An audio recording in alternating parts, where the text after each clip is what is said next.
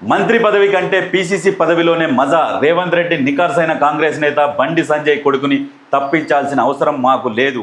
తెలంగాణలో సెక్యులర్ ఓట్లను తొలగించే బీజేపీ కుట్ర. మహేష్ కుమార్ గౌడ్ విమర్శలు.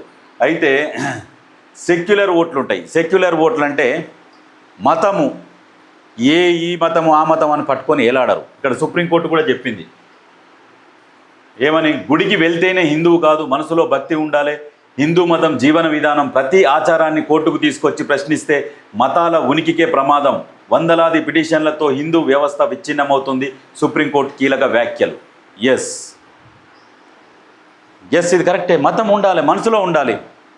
ఇప్పుడు నేను హిందువుని, నేను క్రిస్టియన్ని, నేను ముస్లింని ఇక పొద్దుగాల లేస్తే నేను ముస్లింని ఆ టోపీ పెట్టుకొని తిరగడము, నేను హిందువునని ఈ నుంచి ఇందాక బొట్టు పెట్టుకోవడం, నేను క్రిస్టియన్ అని మెడలు ఇంతలా సిలువ వేసుకొని తిరిగితే కాదు. నీ జీవితం మొత్తం, నీ సమయం మొత్తం దానికే అయిపోతుంది. మంచి టాప్ బిజినెస్ మ్యాన్లను చూడుర్రి, మంచి బిజినెస్ మ్యాన్లని. వాళ్ళు హిందువులు అయి ఉంటారు, క్రిస్టియన్స్ అయి ఉంటారు. వాళ్ళ మతాలకు ఎప్పుడు పోతారో తెలియదు, గుడికి ఎప్పుడు చర్చికి పోతారో తెలియదు, ఎప్పుడు మసీదుకి పోతారో తెలియదు. వాళ్ళ లైఫ్ స్టైల్ ఎట్లుంటుందంటే వాళ్ళ పని మీదనే ఉంటుంది. ఈ మతాల రంగు పులుముకొని నిత్యం మేము ఇట్లా ఉండాలని అనుకుంటారు. చూసినావా, వాళ్ళ జీవితంలో ఎప్పుడు కూడా పైకి ఎదగరు.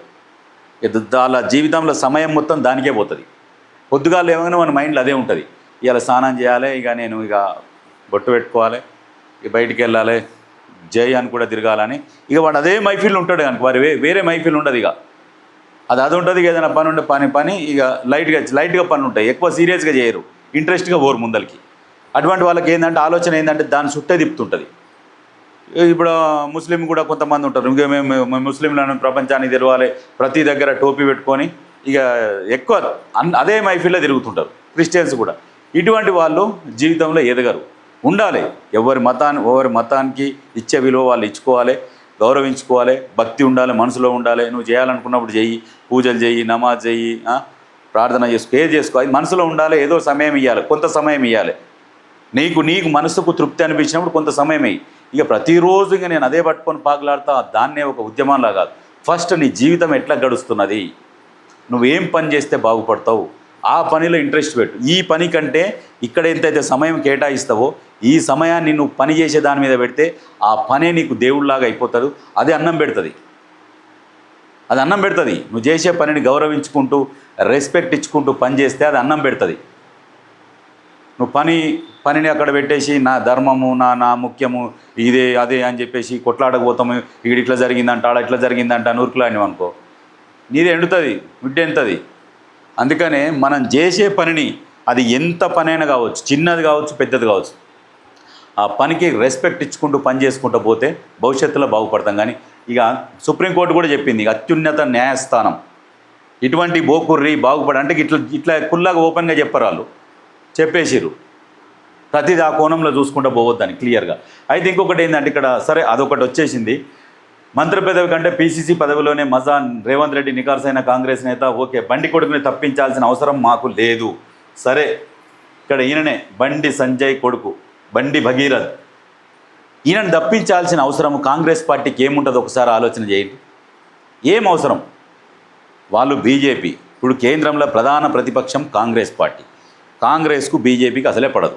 వాళ్ళు తీసుకుంటున్న నిర్ణయాలు ప్రజా వ్యతిరేక నిర్ణయాలు తీసుకుంటున్నారు, తప్పుదారి పట్టిస్తున్నారు, ఏదో ముచ్చట చెప్తున్నారు, ఏదో పని చేస్తున్నారు, డైవర్ట్ చేసి రాజకీయాలు చేస్తున్నారు. వాళ్ళు ఇవన్నీ బయటికి తీసుకొస్తుండు రాహుల్ గాంధీ తీసుకొని వస్తున్నాడు. కాంగ్రెస్ పార్టీ వాళ్ళకు వ్యతిరేకంగానే ఉంటుంది.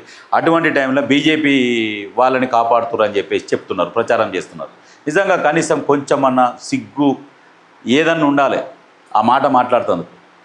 పొద్దున్న లేస్తే బీజేపీ వాళ్ళు విమర్శించేది ఎవరిని విమర్శిస్తున్నారు? కాంగ్రెస్ పార్టీని విమర్శిస్తున్నారు. లోపాయికారి ఒప్పందం చేసుకుంది ఎవరు? బీఆర్ఎస్ ఒప్పందం చేసుకున్నది. ఇప్పుడు వాళ్ళకు పడతలేదు. సరే, వీళ్ళ అయ్యకు బండి సంజయ్కి కేటీఆర్కు వాళ్ళే ఇద్దరు దూషించుకున్నారు. మీరిద్దరు కొట్టుకోర్రి, మీరిద్దరు దన్నుకోరు, బెర్ర గీసుకోరి, ఆ బెర్రలు నిలబడి గుద్దుకోర్రి, గెలిచిన వాళ్ళు బయటికి రారి, గెలిచిన వాళ్ళు లేదా మీదే న్యాయం అనుకోర్రి, ఏదైనా కొట్లాడరు. కానీ సరే, ఈయన చేసిండా చెయ్యలేదా అనేది పోలీసులు విచారణ ఇస్తారు. ఆ విచారణలో భాగంగా తేలుతుంది ఎవరు దొంగ కాదు, ఎవరు దోషి, ఎవరు నిర్దోషి అనేది మనం డిసైడ్ చేయలేము. వీళ్ళు ఏం చెప్తున్నారు? కొద్ది రోజులు మాకు ఫ్రెండ్షిప్ ఉన్నది, ఫ్రెండ్షిప్లో భాగంగా మేము వాళ్ళ ఇంటికి పోయేది, వాళ్ళు మా ఇంటికి వచ్చేది, కలిసి తిరిగేది, అన్నీ చెప్తున్నాడు. సరే ఇవన్నీ డిసైడ్ చేసేది ఎవరు? పోలీస్ వ్యవస్థ ఉన్నది, కోర్టు ఉన్నది, అవన్నీ చూసుకుంటుంది. అయితే ఈ అన్ని పక్కకు పెట్టేసి ఆ అమ్మాయి భవిష్యత్తుని ఆగమాగం చేస్తున్నారు. ఈ మధ్యలో దునపోతులు కొట్టుకుంటే దూడలు చచ్చిపోయినాయి అన్నట్టుగా ఇప్పుడు మీకు పగలున్నాయి, కానీ ఆ అమ్మాయి లైఫ్ స్పాయిల్ చేస్తున్నారు. అమ్మాయి ఫోటోలు బయట పెట్టేసి గోడలకు అతికిచ్చేసి బండి భగీరథ్ ఎక్కడ మిస్సింగ్ అని చెప్పేసి పోస్టర్లు వేసి అంత తీసుకొచ్చారు. మరి ప్రతి సంఘటనను కూడా ఆ రకంగా పోస్టర్లు వేయాలి కదా మరి రోడ్ల మీద. మరి ఎందుకు ఈ రకంగా అంటే వాళ్ళిద్దరికి పడతలేదు. బీఆర్ఎస్లో ఉన్న కేటీఆర్కు బండి సంజయ్కి పడక వాళ్ళిద్దరు యుద్ధము ఇప్పుడు వాళ్ళ కుటుంబాన్ని రోడ్డున పడేస్తున్నారు. భవిష్యత్తు కూడా ఆలోచన చేయాలి. మీకు కొంతమంది చదువుకున్నా అని చెప్పుకుంటారు, చదువుకున్న అజ్ఞానికి చెప్తున్నా. ఆ అజ్ఞానికి ఏంటంటే పాపం మరి ఆ పిల్లల భవిష్యత్తు ఏంది అనేది ఒకసారి ఆలోచన చేయాలి కదా. ఆ అమ్మాయి భవిష్యత్తు గురించి ఆలోచన చేయకుండా రకరకాలుగా పోస్టర్లు పెట్టేసి రకరకాలుగా సోషల్ మీడియాలో విపరీతమైన ప్రచారం చేస్తుడు. పోలీస్ వ్యవస్థ ఉన్నది. ముఖ్యమంత్రి రేవంత్ రెడ్డి గారు కూడా ఆదేశించారు, డీజీపీ పైన సీరియస్ అయ్యారు. ఏంది కేసు ఎందుకు తీసుకోలే, ఇన్ని రోజులు ఎందుకు సమయమైంది అని వివరణ కోరిండు. సపరేట్గా ఒక డీసీపీని నియమించారు ఈ కేసుకు సంబంధించి. ఇవన్నీ చేసినాక కాంగ్రెస్ పార్టీ మీద చర్యలు తీసుకోవాలి. నీకెందుకు అంత దుల చర్యలు? ప్రభుత్వం ఖచ్చితంగా ప్రజల కోసం పనిచేస్తున్నది. మహేష్ కుమార్ గౌడ్ గారు కూడా అన్నాడు, బాధితురాల పక్షాన ప్రభుత్వం ఉంటుంది, ఆమెకు కరెక్ట్గా న్యాయం జరుగుతుంది అని చెప్పేసి క్లియర్గా చెప్తున్నాడు. మరి మీకెందుకంత? అందుకనే చదువుకోగానే కాదు, కొంచెము తెలివి ఉండాలి, జ్ఞానం ఉండాలి, బుద్ధి ఉండాలి. అవి లేనప్పుడు చదువు వేస్ట్. నువ్వు ఎంత చదివినా వేస్ట్. నీ చదువు అదే బూడిదలు ఉచ్చపుడబుడ నీ చదువు. కానీ సంస్కారం లేని చదువు దేనికి చెప్పది? కనీసం సంస్కారం, ఇంగిత జ్ఞానం ఉండాలి. ఒక అమ్మాయిని ఇట్లా సోషల్ మీడియాలో పెట్టేసి ఇష్టం వచ్చినట్టు ప్రచారం చేస్తున్నారు.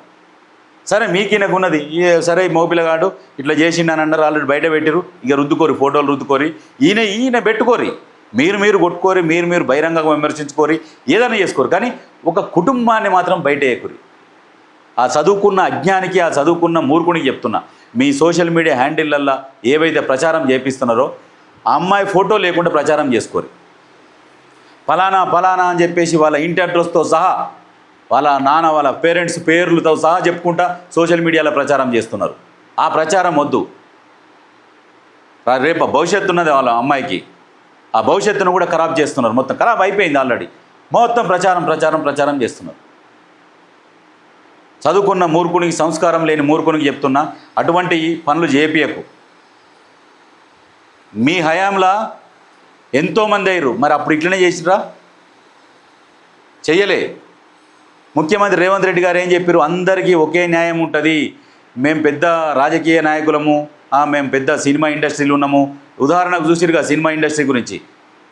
తప్పు ఎవరు చేసినా కంపల్సరీ పోవాల్సిందే. న్యాయం, చట్టం, ఎవరి పని వాళ్ళు చేసుకుంటూ పోతారు అని క్లియర్గా చెప్పిండు. క్లియర్గా అదే భాగంలో నడుస్తున్నాడు. తప్పించుకొని పోయిండు, ఈడ దాపెట్టారు, ఆడ దాపెట్టారు అని చెప్పించుకుందాం. ఆయనకి ఏం అవసరం?